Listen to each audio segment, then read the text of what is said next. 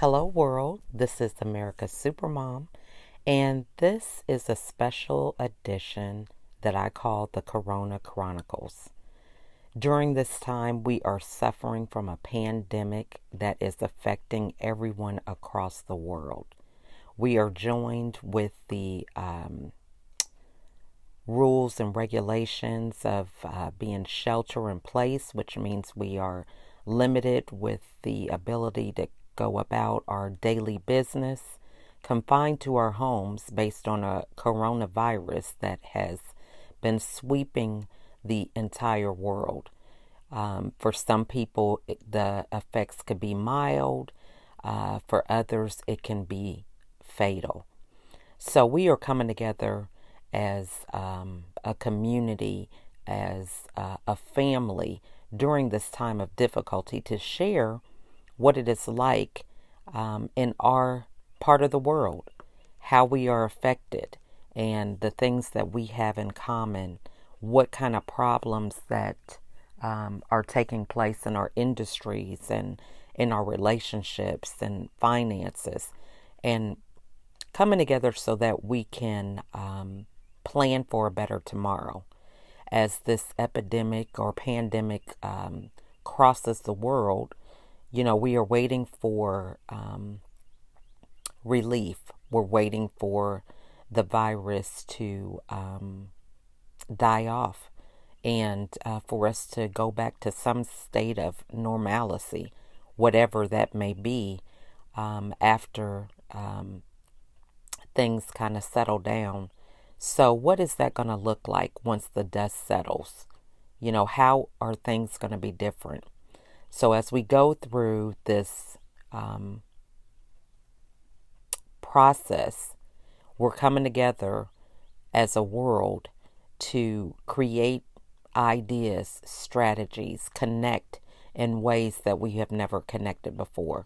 So, that is the purpose of the special podcast that I call the Corona Chronicles, so that we can get some insight and have empathy and compassion on one another, create new, innovative ideas that can not only improve our life, but our fellow brothers and sisters across the world. Thank you so much for joining us. Awesome. Okay. So I want to thank you all for joining me today. I'm really excited about my next guest, Steve Taubman. We actually met organically over Facebook. So I'm really excited to have him with me today and have a conversation about the landscape of what's going on in terms of this pandemic and how we are going to move forward to a better uh, place, pivoting into what life is like after the coronavirus. So at this time, I'm going to give Steve the opportunity to introduce himself. Thank you, Lachelle. What a pleasure to be here. As you said, we met organically on Facebook, which says a lot about what we're doing with this very unusual time in history, right? And Mm-hmm. for those of you who are unaware of me, I'm an international speaker and a best-selling author. My first book that I wrote back about 14 years ago now was a book called Oh. Unhypnosis, and it's about Mm-hmm. how to wake up, start over, and create the life you're meant to live. And it's reinventing ourselves from the inside out. And that did very well. Hit number one on Amazon. It put me on the speaking circuit for a number of years. And I most recently finished a new book that's called Bulletproof.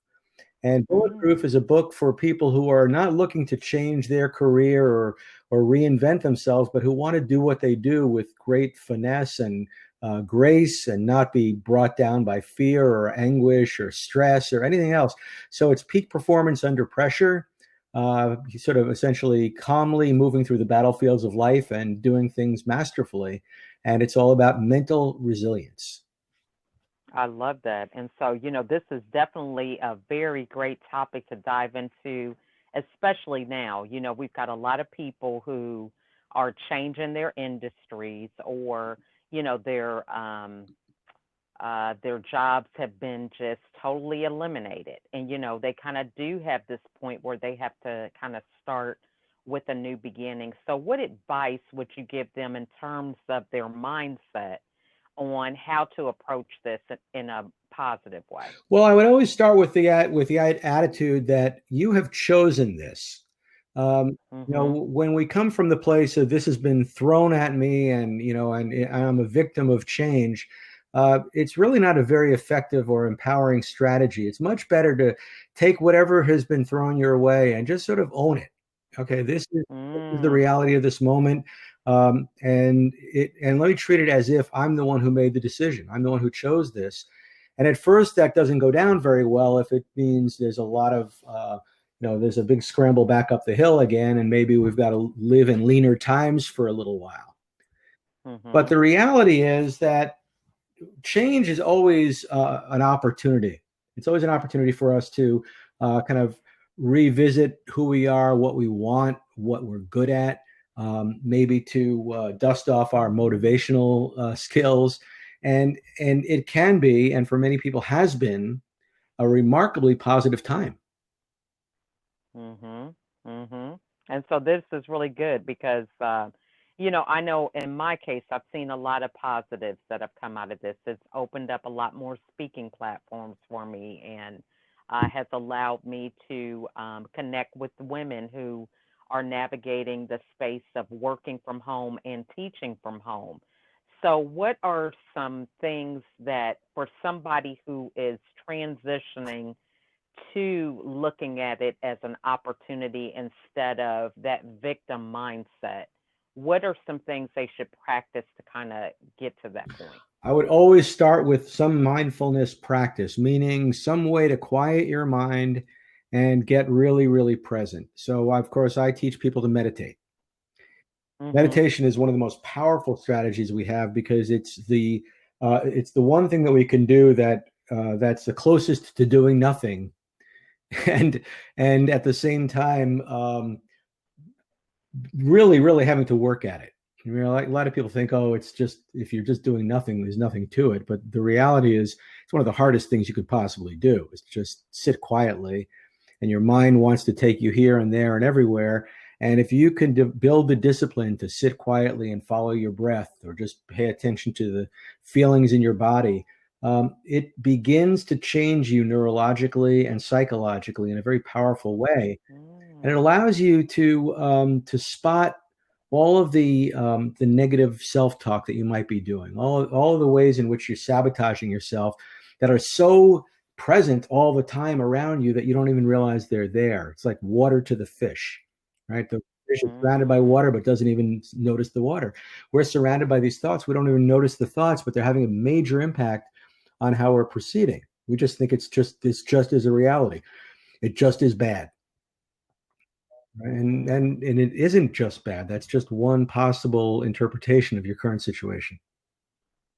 That's awesome. And so meditating for those of us that may not be familiar with it, is it just the whole idea of just taking this time to be still or, with so many people always feeling like they actively have to do Yeah, something? well, Are you focusing on something? You know yeah, what yeah. I Well, mean? It's kind of like, is it goal oriented at the end of this meditation, or is it just being it's still? just being still.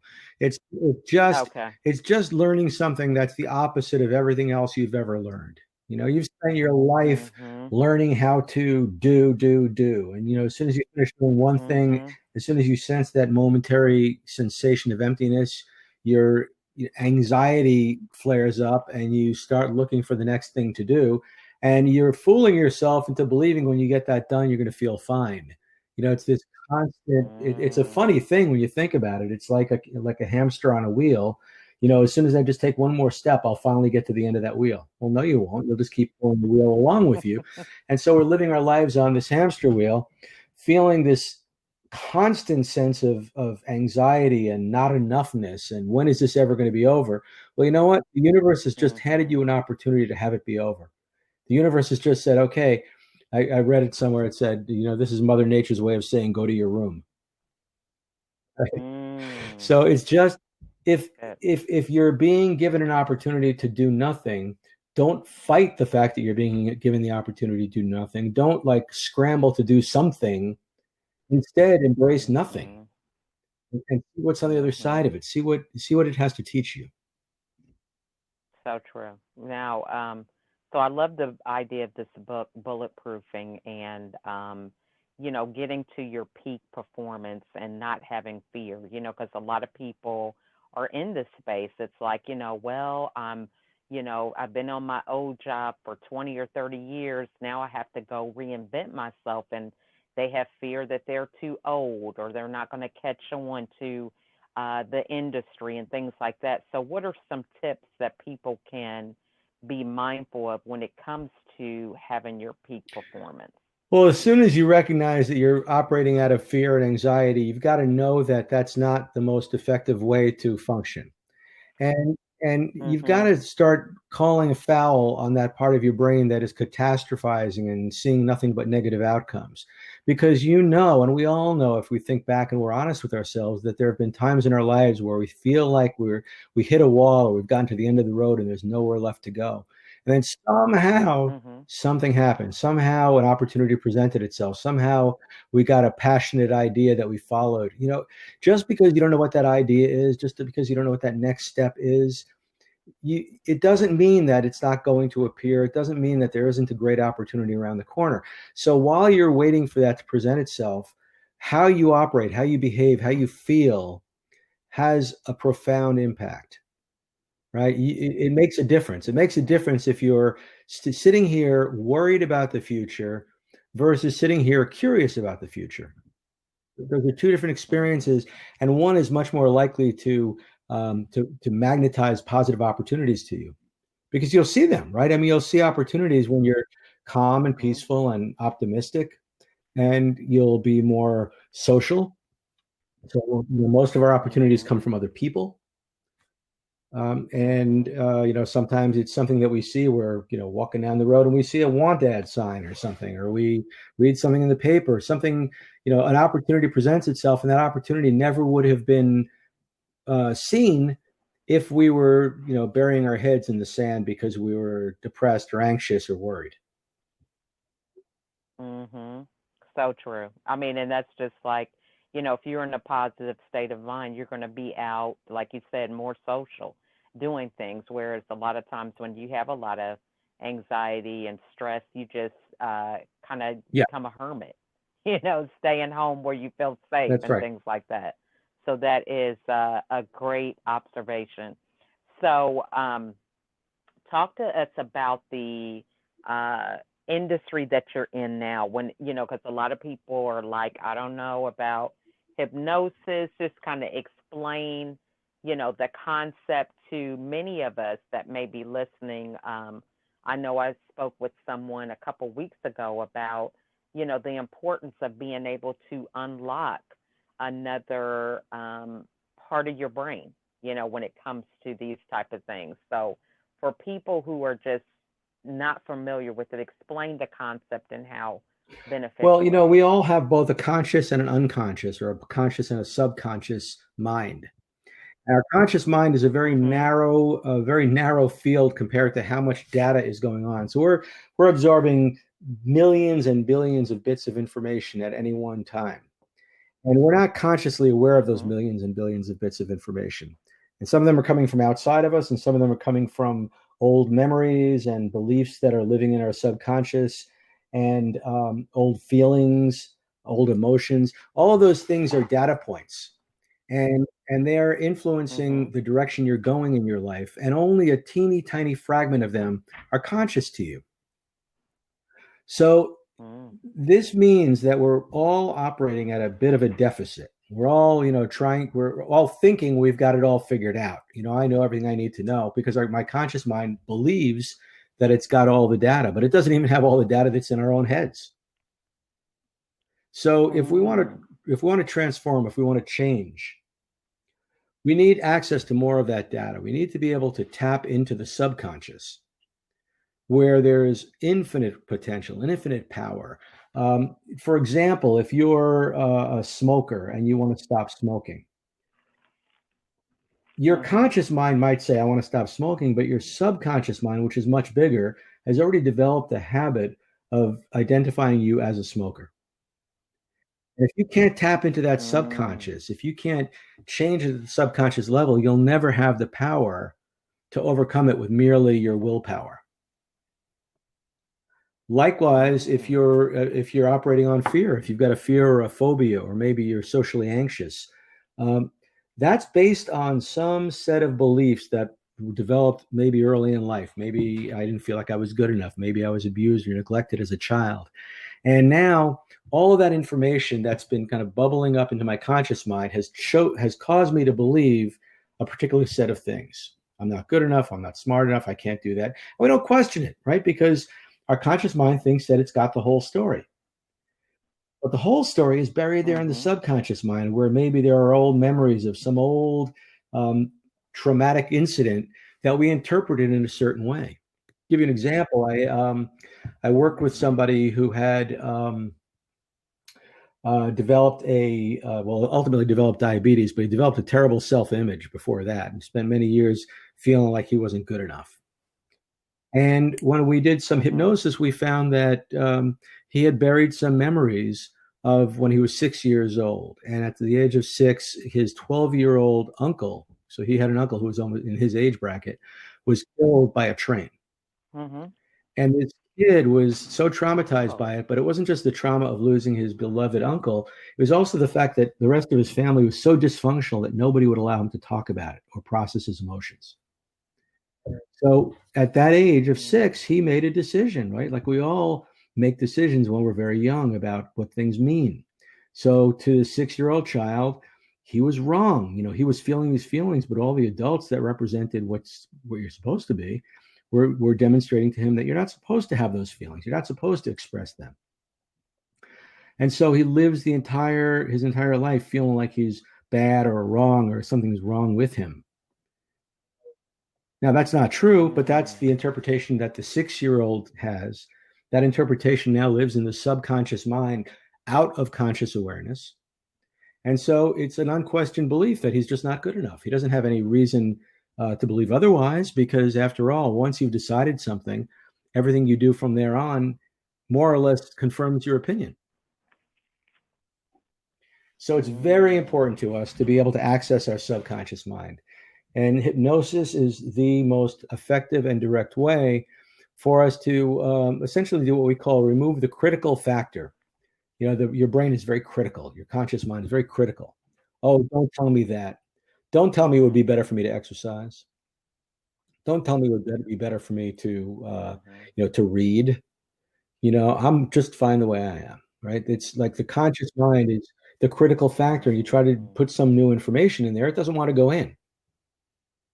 So we try to quit smoking, lose Mm-hmm. weight, start making better choices on our relationships, because a lot of people keep reproducing the same bad relationships over and over again in their lives. Have you ever noticed that? You break up with somebody and the next person turns out to be just like them. Mm-hmm. Uh, you see, all of those things are the function of the subconscious mind. You're unaware of why you made the choices you made. Your conscious mind thinks everything's fine, Mm. but you can't. It's very hard to tell anybody anything. But if you tell somebody's subconscious mind, if Mm-hmm. you get in there and help somebody understand at a deeper level, maybe why they made certain decisions or maybe what it would look like to make better decisions, their whole lives can change. Mm-hmm. That's awesome.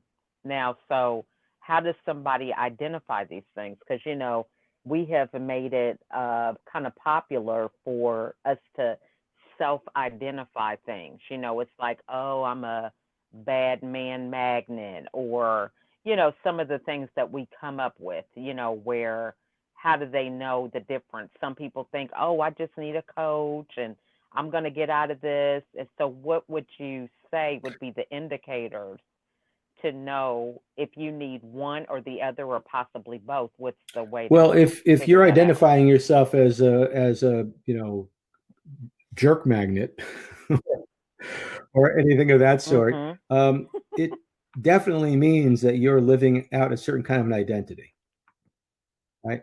And Mhm. you're reinforcing that identity just by using that kind of language, right? So yeah, Mhm. that's a very clear indication that it's time to go a little deeper into your own psyche. So is hypnosis something that would be valuable for you? Mhm. Probably. even just learning to meditate, learning to get quiet, just learning to not think so Mhm. much, but rather to learn how to be more Mhm. judicious, to be able to see things more clearly. Um, a lot of times people say when they finally realize it's time to leave a bad relationship that, I sort of knew it weeks ago, months ago. Maybe I knew it when I first met that person, but I just didn't listen to myself. Right? Well, Mhm. that's all a function of mindfulness. That's all a function of taking the things that you're just sort of getting a little bit of an inkling about, but making you into the kind of person who is really aware of the signals you're getting. You really, you have more access to all the information and you use it more wisely. Mhm. Mhm. That's good. Now, so we've talked about meditation, and what are some things that you do to kind of keep you grounded? Because we have all the stuff in the media, or, just I love the way how you say we have to look at situations as if we chose them, whether we do or not. And that is just a very radical mindset because many people do Well, not fall in that none category. of us do So, 100%, what right? I mean, is it? even I, who have been studying this for 30 Right. years, still, fall prey to it sometimes. But the difference is, it's like if I fall in the hole, I know that I'm the one who put myself in the hole, and I get out as quick as I can, as opposed to staying in the hole and beating my head against the Right. wall in there. So, you begin to discipline yourself to realize that Right. any time that you are upset, anytime you feel stressed out and frustrated, anytime you're Mhm. repeating an old pattern, um, you're at Mhm. cause. You are the one who has the capacity to get yourself out of that. Mhm. And and so you got to do everything possible. First of all, that's why I say things like meditating and self hypnosis and all those consciousness raising exercises, because you want to know before it's too late if you're going down the wrong path, if you're getting too close to the hole, right? Then also you need to Mhm. choose Mhm. your own mindset right from the very get go. You got to decide when you wake up in the morning, I'm going to be happy today. Mhm. Now I'm going to, now maybe I won't be happy every minute of the day, but I'm Mhm. going to make happiness that's a priority for me. So I'm not going to get so caught up in trying to do something that I think will later make me Mhm. happy that I become miserable trying to be happy. What most people do. I'm going to work, work, Mhm. work until I'm Mhm. miserable, so that maybe when I'm 65 and I retire, then I could be happy. So we got to start being smart about our Right. relationship with just living a good life, feeling good. You also want to be mindful of our integrity and our responsibility, our accountability. Live a good life, clean up your act. Don't be Mhm. somebody who leaves a trail of tears behind you, who's like constantly in a state of disarray and then creating disarray everywhere you go. But be disciplined, be reliable, live a good life, be a virtuous, good person. Mhm. And that's another really important part of the formula for developing resilience, because you can be causing yourself so much more stress just by Mm. not operating your time well, being a procrastinator. Telling somebody you're going to call them and then not calling them. And then you're going to end up, Mhm. causing somebody to be upset with you. And then you got to deal with that. Just do the right thing, and a lot less bad stuff is going to accrue, Mhm. is going to build up inside of you. And then the third thing that I think is a very important Mm. one that we don't Mhm. typically learn in our society is the importance of focus. This is where, like, learning to meditate or learning how to just do any Mhm. simple activity with complete focus, even if you're just washing the dishes. Don't wash your dishes while you're watching TV and listening Mhm. to the radio and yelling at your kids and thinking about the fight you had with your husband and trying to figure out what you're going to make for dinner. Just wash each dish as if it's the most important thing in the world, and then put it aside and then wash the next dish with the same Mhm. present time consciousness, because it's a practice. And as you practice present Mhm. time consciousness, what happens is you start to develop a distance from your own thinking, right? It's like there's this quiet part of myself, and then Mm. there's all these thoughts that pop up inside of my head. And usually, if I'm not able to find that quiet place, then the thoughts just take me here, there, and everywhere. If I'm quiet, if I'm beginning to get that focus Mm. thing going, and then I have a thought like, oh, I'm not good enough, or oh, this coronavirus is going to kill me, or the world is falling apart, or I'll never get a job again. Whatever those thoughts are, you simply identify them as thoughts. Oh, there's a thought. That's an interesting one. That's a good one if I want to be miserable. But you don't buy into them. Instead, what you do is you just learn how to be present. And gosh, what you start to find out about life is that the most important things in life are things that you have access to right now. We start to use gratitude. You've got breath. You can breathe. Chances are you're not starving to death. Chances are you've got enough stuff that if you needed to have a little more money, you could sell some of that stuff. Maybe you don't need the big car, right? So the truth of the matter is that yes, there are people suffering, but chances are you may not be one of them in the sense that you think you are. And as soon as you give up this sense of fear and worry and the feeling that you're a victim, and you start instead applying gratitude, what are all the things you can be thankful for right now? Are you still warm? Do you still have all your limbs?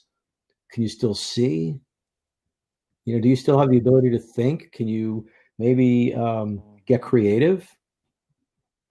And and then there's also the connection to others, right? We're all part of a community. My friend Jenny says you can't be your best self by yourself. So what about that? What about how do we interact with others? How do we team up and support one another? And how can I help you do what you do better and help you spread the word about what your mission is? And without me having to think all the time about what's in it for me, if I'm being a giving human being, chances are when the time comes, I will have accrued enough goodwill that I'll get my needs met too.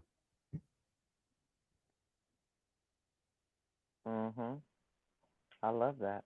I love that whole thing about focus gives you the distance from your own thinking. That is just really profound and so true.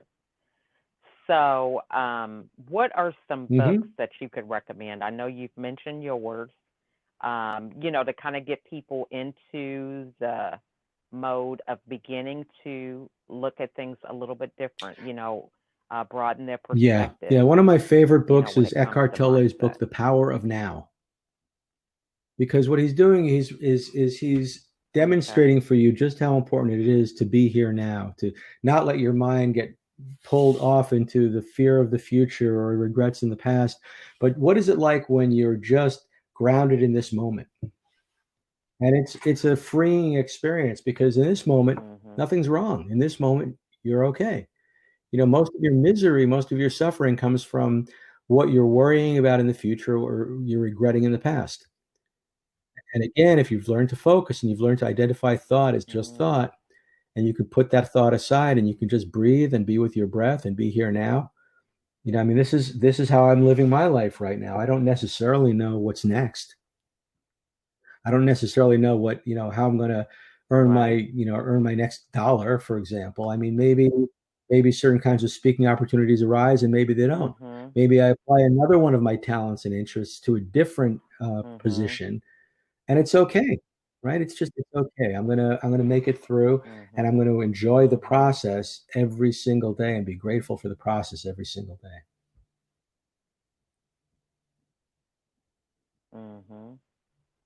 That's good. Yeah, excellent. Now, so for people who, you've had to pivot a little bit with speaking and things like that. So for somebody who's in that space and they've got to modify, well, we're all some kind of things, what are struggling, some right? We're tips all you kind could of share for them? treading water and trying to figure it out, and I'm still trying to figure some of that out myself.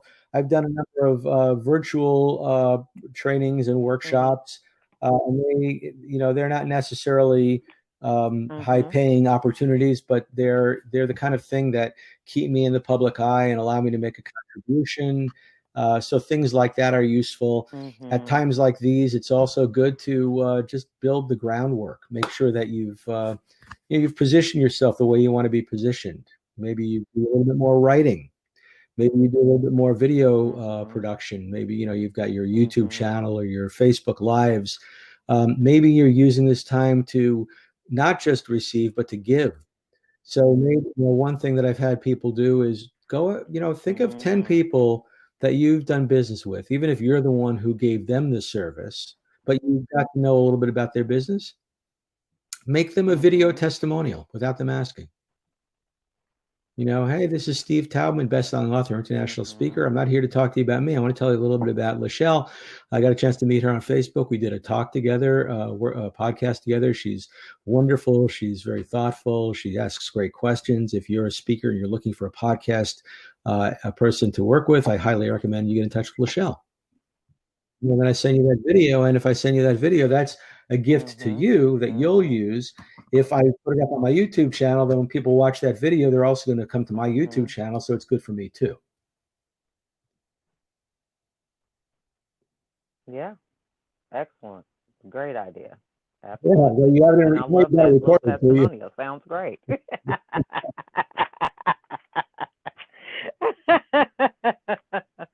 Well, this has definitely been a pleasure. I'm so glad that our paths crossed, and I'm looking forward to us connecting again in the future, so you could share more insight. Because I know that for me, I just can foresee that there are a lot of people that, it's going to be a process for a lot of them to transition through this landscape right now. And so, there definitely will be a need for people to kind of remove some of those limiting beliefs and, in order to move forward. So, definitely would love to have you come back again and share some insight for them because, it's just one of those things. Sometimes habits that we have, it takes more than just deciding that we want to do something different. It takes a little bit more um, Yeah. controlled action, so to speak, where we are definitely, focused on what it is that we want to accomplish. So thank you so much for all of your nuggets. I've got like 3 or 4 pages of notes. So just want to conclude with you telling us the best way of getting a hold of you and Absolutely. So, any in order to last get in touch words with that you me, want to the share with the best way to audience. do it is go to bestofsteve.com. Best of Steve. And that's a landing page where Mm-hmm. you can get a free digital download of the first chapter of my newest book. So, read that chapter, see if it moves you and motivates you to help, meet some of your goals and get over some of your fears. And, it should start, helping point the way. And if you like it, when you get to the end of the book, there's a link there. It'll take you over to Amazon to buy it. But this is a good way to try before you buy. And I think you'll really enjoy that. And I also have my Mm-hmm. weekly wisdom tips that I put online. And if you go to that landing page, the Best of Steve, you'll be enrolled to receive those as well. Of course, you could unsubscribe if you don't like them, but you'll like them. Yeah. So that's really the best way to Mm-hmm. enter my world. Okay. And you'll find me all over the internet and watch videos and I've got books and programs and products of all sorts. But this is a nice entry point into it, and it's a gift. So please, by all means, join me. And if you like what you see, feel free to send me an email. I'll be happy to respond.